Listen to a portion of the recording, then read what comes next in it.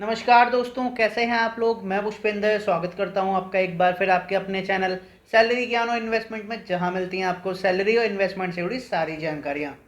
दोस्तों, आज मैं आपसे बात करने वाला हूं आईईएस के एग्ज़ाम के बारे में। जी हाँ दोस्तों, इंडियन इंजीनियरिंग सर्विस के एग्ज़ाम में आजकल बहुत सारे लोगों का मन नहीं लगता है, वो इस एग्ज़ाम को अब देना ही नहीं चाहते हैं। जब से रेलवे ने अपनी वैकेंसी विड्रॉन करी है और आईएएस में बहुत कम वैकेंसी बची हुई है, तब से लोगों ने इस एग्ज़ाम पे ध्यान देना छोड़ दिया है। उन्हें इस एग्ज़ाम को देने का मन ही नहीं करता है। दोस्तों, आज मैं बात करने वाला हूँ उसी बारे में कि आईएएस का एग्ज़ाम आपको क्यों देना चाहिए। अगर आप तैयारी कर रहे हैं इंजीनियरिंग फील्ड में जाने की, तो आपको आईएएस के एग्ज़ाम की तैयारी बिल्कुल पक्का तरीके से करनी चाहिए। ये बहुत ही ज़्यादा इंपॉर्टेंट एग्ज़ाम है। दोस्तों, ऐसा मैं क्यों कह रहा हूँ, मैं आपको आगे वीडियो में बताने वाला हूँ। मैं आपको 6 ऐसे रीजंस बताऊंगा जिसमें कि आपके लिए ईएससी एग्ज़ाम एक तरीके से वरदान साबित हो सकता है, एक तरीके से बून साबित हो सकता है। जी हाँ दोस्तों, अगर आप मेरे इन रीजन से एग्री करते हैं तो वीडियो को लाइक ज़रूर कर दीजिएगा आखिरी में।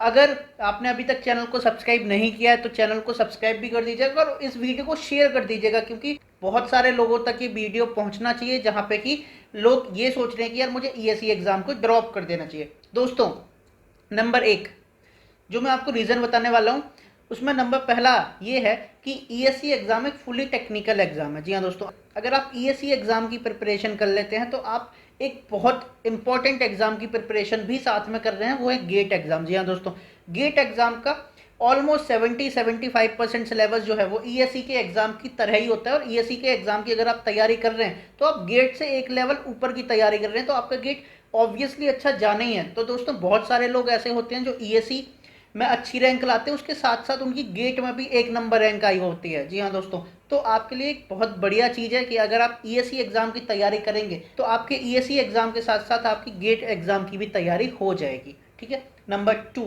दोस्तों, जब आप ईएससी एग्ज़ाम की तैयारी कर रहे होते हैं तो ईएससी का बहुत सारा पोर्शन ऐसा होता है जो स्टेट सर्विसेज एग्ज़ाम में पूछा जाता है। जी हाँ दोस्तों, अगर आप ईएससी के टेक्निकल की तैयारी बहुत अच्छे तरीके से अगर आपने कर लिया है तो आपको स्टेट एई का एग्ज़ाम निकालने से कोई नहीं रोक सकता। आप स्टेट पीएससी के एग्ज़ाम बहुत आराम से निकाल सकते हैं। क्यों मैं ऐसा कह रहा हूँ, क्योंकि दोस्तों मैंने खुद ने स्टेट का एग्ज़ाम दिया हुआ है। मैंने ऑल्दो ईएससी का एग्ज़ाम नहीं दिया था क्योंकि मेरी एज उस टाइम तक नहीं हुई थी, बट मैंने स्टेट एई का एग्ज़ाम दिया हुआ है। स्टेट एई के एग्ज़ाम के जो क्वेश्चंस होते हैं वो आईएएस के क्वेश्चंस की तुलना में बहुत ज़्यादा इजी होते हैं। तो अगर आप आईएएस के एग्ज़ाम की तैयारी कर रहे हैं तो डेफिनेटली आप स्टेट एई का एग्ज़ाम निकाल सकते हैं। नंबर 3, दोस्तों, अगर आप आईईएस एग्जाम के टेक्निकल की तैयारी कर रहे हैं तो आप बार्क, डीआरडीओ, इसरो, इनके जो भी एग्जाम होते हैं, जो ये बड़ी बड़ी रिसर्च कंपनियां हैं, जो ये बड़ी बड़ी रिसर्च ऑर्गेनाइजेशंस हैं, इनके जो भी एग्जाम होते हैं, इनका जब भी रिटर्न एग्जाम होगा तो आप उसको भी क्लियर कर सकते हैं। क्यों? क्योंकि सिलेबस सेम है। सिलेबस आईईएस का, बार्क का, डीआरडीओ का, इसरो का जो आपका टेक्निकल पोर्शन है वो ऑलमोस्ट सेम है। और ईएससी जो है, आईईएस जो है, वो एक हाई क्वालिटी लेवल एग्जाम है। तो अगर आप वो क्रैक करते हैं, अगर आप उसकी तैयारी में लगे हुए हैं पूरी तरीके से, तो ये वाले एग्जाम तो बहुत छोटे से एग्जाम है। जी हाँ दोस्तों, इनमें जो क्वेश्चंस आते हैं कई बार ईएससी के ही प्रीवियस क्वेश्चन सीधे सीधे उठा के इनमें डाल देते हैं। तो अगर आप ईएससी के एग्जाम की तैयारी बहुत अच्छे तरीके से कर रहे हैं तो आप बार्क, डीआरडीओ, इसरो के एग्जाम निकाल सकते हैं। दोस्तों, मतलब आपके लिए अपॉर्चुनिटी खुलती जा रही है। अगर आप ईएससी के एग्जाम की तैयारी कर रहे हैं तो साथ साथ आप गेट की भी तैयारी कर रहे हैं, साथ साथ आपकी स्टेट एई की भी तैयारी हो रही है, साथ साथ आपकी बार्क, डीआरडीओ, इसरो, इतने सारे एग्जाम्स की तैयारी होती जा रही है, साथ साथ सिर्फ एक ईएससी के एग्जाम प्रिपेयर करने के ऊपर। जी हाँ दोस्तों, क्योंकि ईएससी एक हाई क्लास लेवल एग्जाम है। ऑल्दो अभी रेलवे ने अपनी वैकेंसी निकाल ली है, लेकिन ईएससी अभी भी उस लेवल पे ही है। ईएससी के एग्जाम में कोई बहुत ज़्यादा डिफरेंस नहीं आया है, उसके सिलेबस में कोई बहुत ज़्यादा चेंज नहीं आया।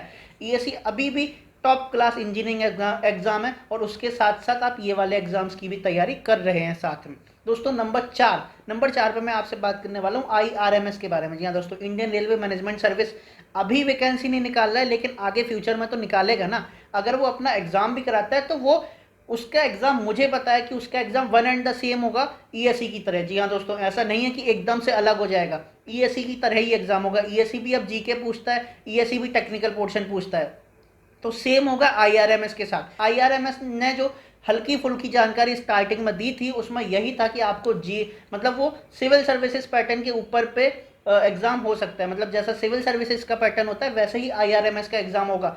तो जब टेक्निकल की बात आती है तो टेक्निकल में तो आपको, अगर आप ईएससी की तैयारी कर रहे हैं तो डेफिनेटली 100% श्योर आप साथ साथ में आईआरएमएस की भी तैयारी कर रहे हैं। तो दोस्तों, ये एक बहुत ही बढ़िया चीज़ है कि अगर आप ईएसई की तैयारी कर रहे हैं तो आप आगे चल के आईआरएमएस के लिए आपको बहुत ज़्यादा मेहनत नहीं करनी पड़ेगी या आपको बहुत ज़्यादा चेंज नहीं करना पड़ेगा। वहाँ पे कोई स्पेसिफिकेशन अलग से ऐड नहीं हो जाएगा। सिलेबस जो रहेगा वो आईईएस वाला ही रहने वाला है। जीके जो रहेगा वो वन एंड द सेम लगभग आईईएस जैसा रहेगा।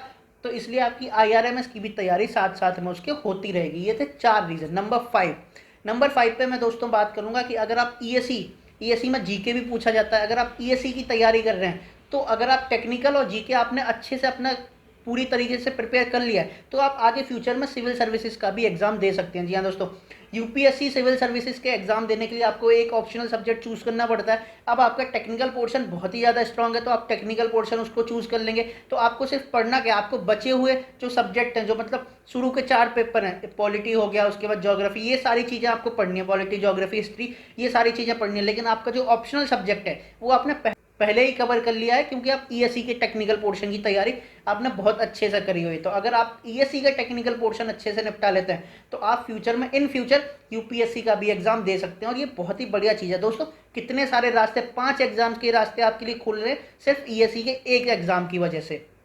नंबर 6 में मैं बात करूंगा आपसे कि जीके पोर्शन जो ईएस का होता है, ईएस का जीके पोर्शन ऑल्दो इतना बड़ा हार्ड नहीं होता है, आप 2-3 महीने में उसकी तैयारी आराम से कर सकते हैं। लेकिन वो जीके पोर्शन आजकल हर एक एग्जाम में पूछा जा रहा है। आप किसी भी एग्जाम को लिखिए, चाहे आप स्टेट असिस्टेंट इंजीनियर का एग्जाम लिख दें, चाहे आप स्टेट पीएससी का एग्जाम लिख दें, चाहे आप यूपीएससी का एग्जाम लिख दें, वो हर जगह वो जीके पोर्शन पूछा ही जाता है और हर जगह उस जीके पोर्शन की जरूरत है। तो दोस्तों आप एक तरीके से सिर्फ टेक्निकल की तैयारी नहीं कर रहे हैं, आप एक तरीके से उस जीके के पोर्शन की भी तैयारी कर रहे हैं। तो अगर आपने अभी तक ईएससी के एग्जाम की अगर आप तैयारी कर रहे हैं और आप ये सोच रहे हैं कि यार मुझे छोड़ देना चाहिए क्योंकि आगे वैकेंसीज नहीं है, तो ऐसा बिल्कुल आप बहुत ही गलती कर रहे हैं, आप बहुत ही बड़ी मिस्टेक कर रहे हैं। क्योंकि आपको नहीं पता लग रहा है कि आप एक ईएससी एग्जाम की वजह से कितने सारे एग्जाम्स की तैयारी कर रहे हैं। दोस्तों जब मैं गेट की तैयारी करता था तो मैंने गेट के एग्जाम के बेसिस पर AA का एग्जाम, उसके बाद स्टेट AI का प्री एग्जाम ये भी निकाले हुए थे। जी हाँ दोस्तों, ये सही बात है। जब आप एक एग्जाम की तैयारी कर रहे होते हैं तो आप बहुत सारे एग्जाम उसके साथ जो सिमिलर एग्जाम है उनकी भी तैयारी साथ साथ में कर रहे होते हैं। अब ईएससी तो टॉप क्लास लेवल एग्जाम है इंजीनियरिंग का, तो अगर आपने ईएससी की तैयारी एक बार कर ली तो आप समझ लीजिए कि और जो इंजीनियरिंग एग्जाम है वो आपको सारे बिल्कुल ऐसे छोटे लगने लग जाएंगे, बिल्कुल ऐसे ईजी लगने लग जाएंगे, क्योंकि वो एक्चुअली में ईएससी के क्वेश्चंस, ईएससी का सिलेबस उन्हीं से ही उठा के अपना पेपर बनाते हैं, ऐसा नहीं है कोई अलग से बना देता है। तो दोस्तों ये थे 6 रीजंस जो मैं आपको बताना चाहता था कि अगर आप ईएससी की तैयारी कर रहे हैं तो उसे कंटिन्यू करते रहिए, क्योंकि ईएससी भले ही ईएससी में वैकेंसी कम है लेकिन ईएससी के साथ साथ आपके साथ ईएससी की एग्ज़ाम की तैयारी करने के साथ आप जितने ऑप्शंस अपने खोल रहे हैं वो बहुत ज़्यादा होने वाले हैं। तो दोस्तों ये वीडियो मुझे लग रहा है कि आपको ज़रूर पसंद आया होगा, क्योंकि मैंने आपको जो बताया है वो एक्चुअली ज़रूरी है। क्योंकि कई सारे लोगों को मुझे मैसेज भी आ रहा है, कई सारे लोगों का, कि सर ईएससी की तैयारी करनी चाहिए या नहीं करनी चाहिए, तो मुझे लगा कि ये वीडियो बनाना ज़रूरी है आप लोगों के लिए। तो दोस्तों आज के वीडियो में इतना ही, आगे फिर मिलेंगे एक नए वीडियो में एक नई नॉलेज के साथ। तब तक के लिए बी हैप्पी, बी मोटिवेटेड, नमस्ते।